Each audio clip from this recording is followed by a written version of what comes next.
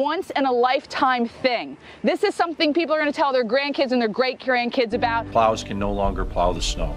There's so much snow, it's basically like plowing a brick wall. After 2 days of heavy snow and exceptional conditions, the city of Buffalo was left almost buried, with some people trapped in their homes and officials confessing they just couldn't cope. There is both good news and bad news in the next few days. Temperatures are expected to rise quickly, yes, generating a big thaw, but with that comes the danger of severe flooding.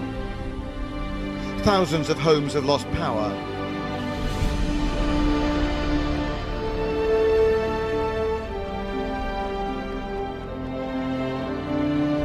Predictably on the roads, the result has been chaos and also tragedy.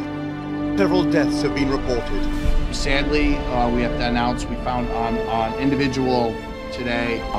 Car was buried under approximately 12 to 15 feet of snow. These record-breaking conditions have been caused by freezing winds from the north. Good morning. The polar freeze is back, bringing parts of the country to a standstill, and meteorologists say this is just the beginning.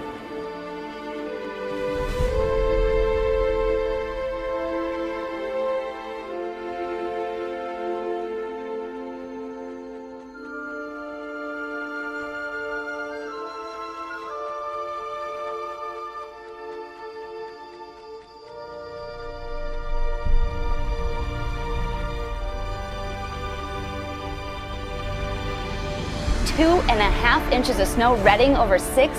This could be historic.